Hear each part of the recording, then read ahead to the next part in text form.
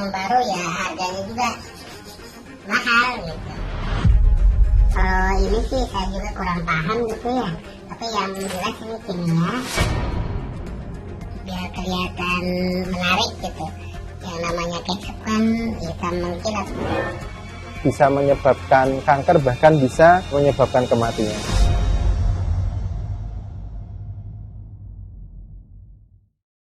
Siapa yang kalau makan nggak lengkap rasanya kalau nggak pakai kecap manis?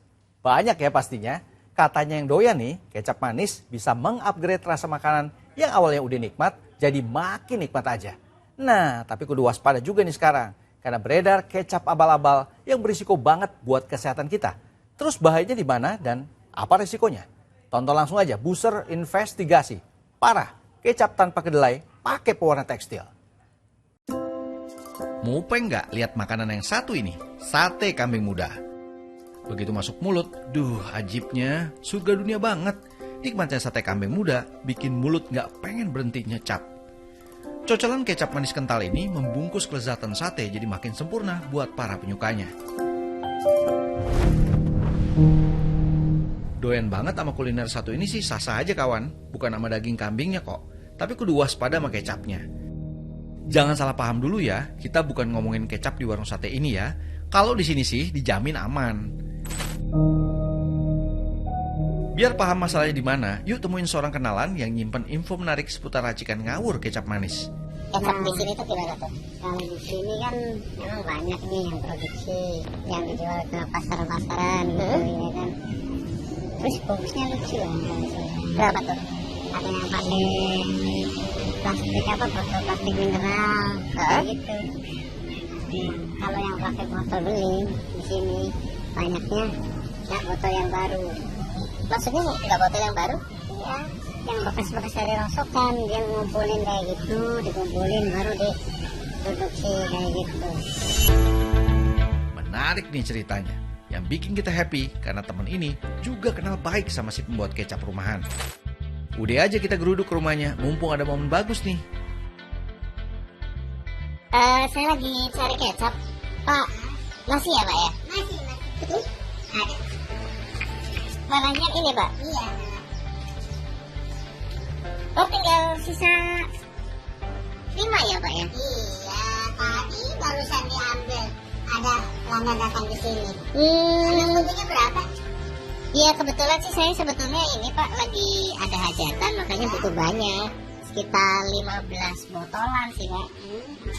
Tapi kurang ya? Iya, ya cuma ada segini. Kalau bikin berapa lama, Pak? Bisa lah ya, sore juga bisa dia ambil. Sore bisa ya? Mau nunggu apa gimana? Bisa ditunggu? Bisa ditunggu. Cuma ya kebetulan bahannya nggak ada, untuk saya tuh harus belanja dulu gitu. Si pembuat kecap nggak keberatan ngajak kami berburu bahan-bahan produksi kecapnya. Lapak pecah telur yang disambangin toko sembako. Bahan utama pembuat kecap manis sudah di tangan. Namun si abangnya kembali melipir. Kali ini gudang barang-barang bekas yang didatanginya. Mau ngapain ya? Oh, rupanya botol bekas ini yang dicarinya. Bukan 1 atau 2 botol kosong, melainkan puluhan botol dengan berbagai ukuran sengaja ia cari. Terus ngapain juga beli sebanyak ini? Proses yang ditunggu-tunggu pun dimulai.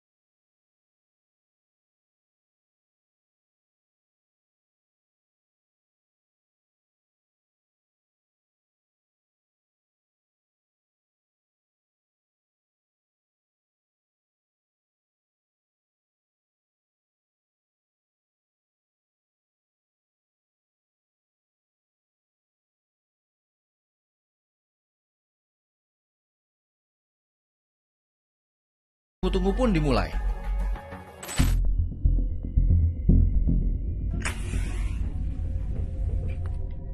Diawali puluhan liter air dididihkan di atas panci besar. Proses produksi ini sengaja dilakukan di atas tungku bara api kayu tradisional buat ningkatin cita rasa kecap nantinya. Terus ini diapain lagi Pak kalau udah mendidih? Kalau udah mendidih kita itu masukin aja gula jawanya. Oh, pakai gula jawa juga ya Pak ya? Iya, sebagai pemanisnya kan pakai gula jawa gitu.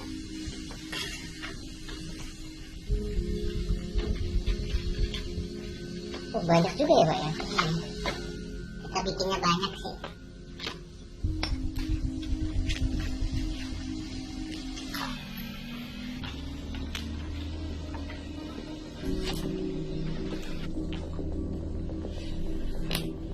Tapi kan memang pakainya gula jawa ya Pak ya? Ya yang namanya kecap ya harus pakai gula jawa.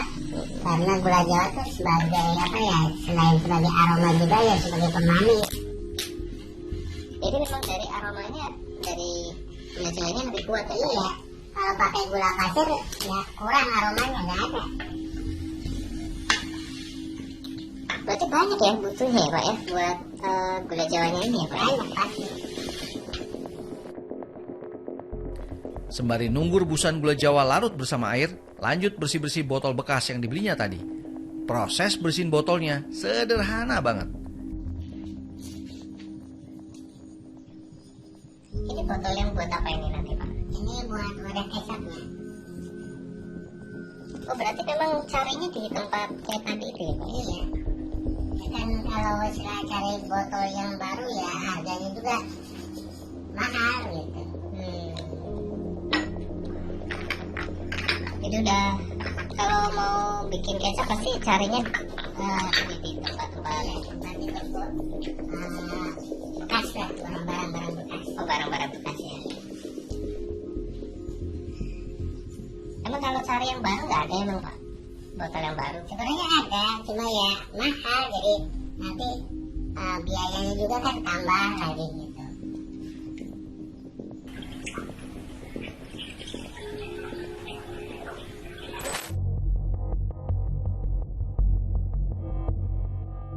Agar kelihatan bersihan, sabun colek digunain terutama buat bersihin bagian dalam botol. Ya, kondisi botol mendingan lah dari sebelumnya. Bersihin botolnya sampai di sini aja, kagak ada treatment lanjutannya guys.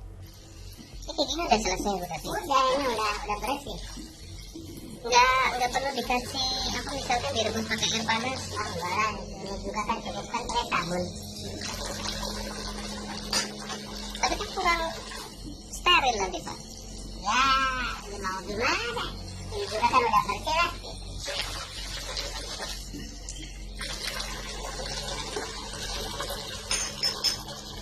Kalau modelnya gini, ya nggak usah ngarepin botol steril lah ya.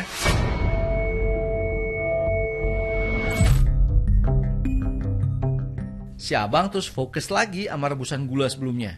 Dalam pembuatan kecap ini, ada campuran bahan lain yang terasa janggal. Ini pakai apa ini Pak? Pakai apa nih Pak? Ini tepung terigu. Nah, biar apa gunanya Pak? Ya biar apa ya? Ya kelihatan kental gitu.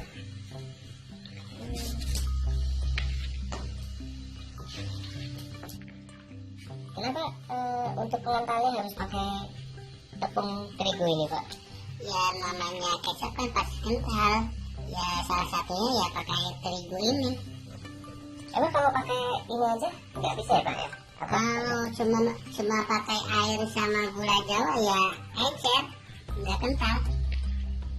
Terus dengan alasan menguatkan rasa, bubuk putih ini ditaburkan. Habis ini baru nih ditambahin lagi bahan yang lainnya. Itu apa tuh Pak? Ini biang gula. Loh pakai biang gula juga Pak? Iya. Karena apa ya? Kalau pakai gula jawa aja kan kurang kuat pemanisnya. Itu kan cuma sebagai aroma aja. Gitu. Kalau pakai ini kan buat penguat karena apa? Karena kecap kan rata-rata kan manisnya kuat. Oh makanya mesti pakai ini juga. Iya.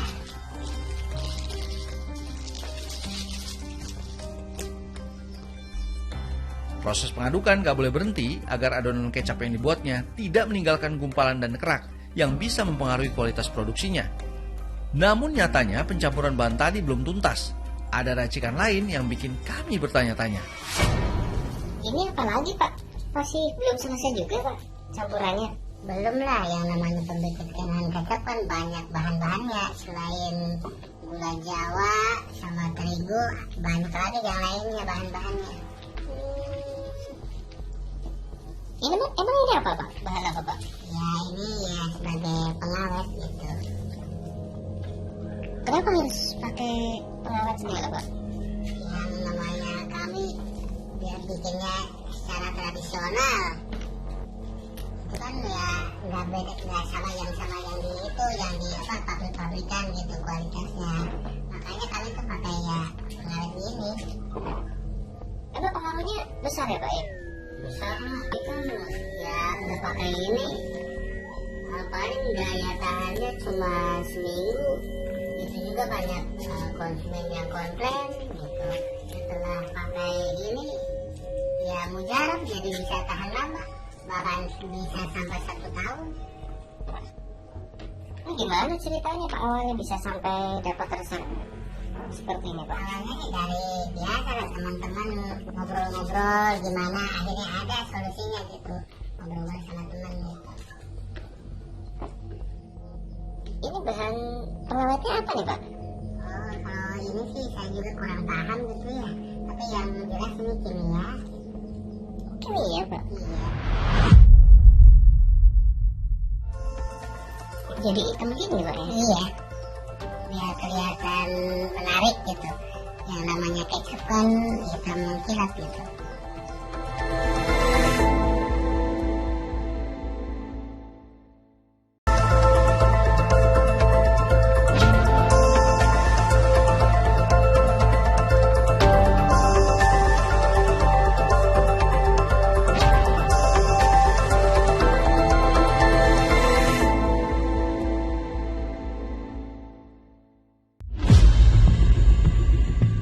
Gebrakan belum sampai titik ending ternyata. Di ujung pembuatan kecap ada racikan pamungkas yang kami duga menyimpang. Jadi hitam gini Pak ya? Iya, biar kelihatan menarik gitu. Yang namanya kecap kan hitam mengkilap gitu. Entah pewarna apa yang diaplikasikannya, tapi yang jelas saat dipegang, bubuk pewarna ini kuat menempel di kulit. Kok ngeri ya?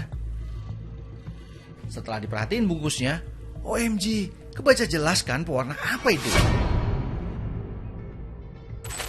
Hasilnya bikin mata benar-benar terkecoh. Sebuah racikan kecap abal-abal tanpa kedelai sama sekali, sukses dituntaskannya tidak lebih dari setengah hari.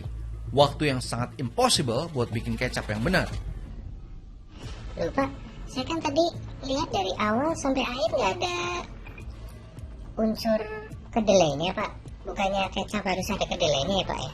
Ya itu sih yang kalau produk apa ya dari pabrik. Kalau ini kan ya kecap rumahan ya, mau tidak mau ya gimana gitu. Sekarang kalau kedelai berapa coba? Mahal. Belum dengan proses dari awalnya juga itu bisa memakan waktu yang cukup lama gitu. Kalau ini kan bisa cepat gitu. Emang kalau yang pakai kedelai asli berapa lama Pak? Bisa sampai 1 bulan dari mulai petik sampai proses terakhir tuh. Karena apa, ada fermentasi segala rupa gitu kan, bisa sampai 1 bulan. Kalau ini kan enggak gitu, cepat ini mah. Kalau ini nggak ada 1 hari ya Pak ya? Iya, setengah hari pun jadi ya Pak ya? Jadi. Semua disulap pakai cara abnormal. Nggak play-play loh produksinya guys. Puluhan botol ready buat dijual tiap harinya. Ngomongin soal kemasan, si peracik nampaknya tahu betul permintaan pasar. Tutup botol yang digunakan pun terlihat sangat proper untuk menunjang tampilan. Bahkan untuk mendongkrak nilai jual, aplikasian ala-ala standar SNI sebagai penjamin mutu kualitas diterapkan. Ini dikasih apa nih Pak? Ini dikasih segel. Kenapa harus disegelin juga Pak? Ya, kalau namanya kita jualan itu kan harus kelihatan rapi, bagus, biar menarik. Ya seolah-olah ya emang produknya tuh bagus gitu kalau disegel tuh.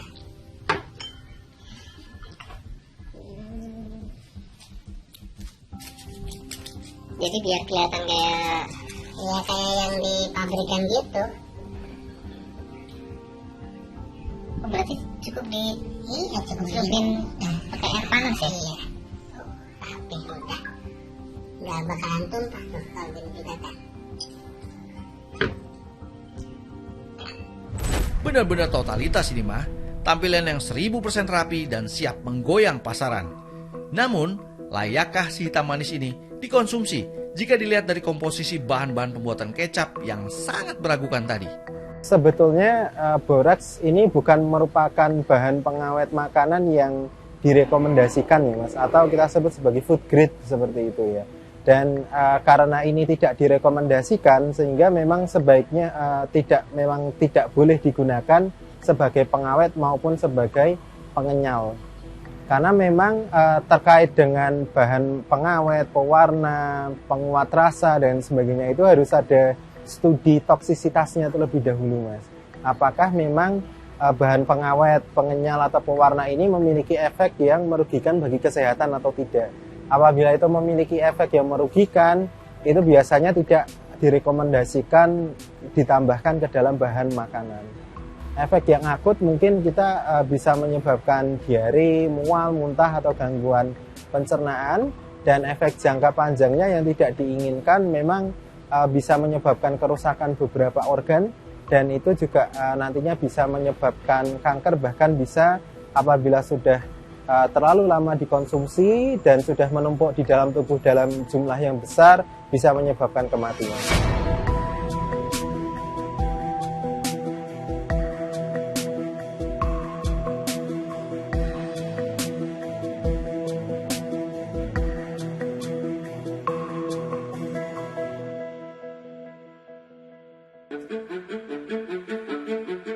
Kecap manis memang bukan makanan utama. Namun, bagi jenis kuliner tertentu, kehadiran kecap manis ini mampu meningkatkan selera makan. Nah, perbuatan nggak benar segelintir oknum pembuat kecap tadi nggak perlu buat kita ragu menikmati kecap.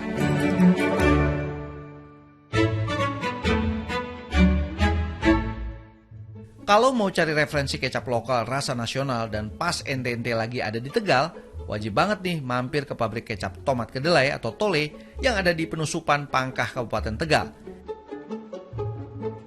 Di sini, kecap yang diproduksi benar-benar berkomitmen menerapkan standar kesehatan yang ketat.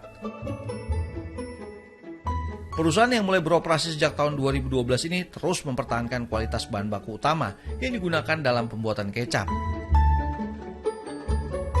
Prosesnya gak sesimpel yang dibayangkan.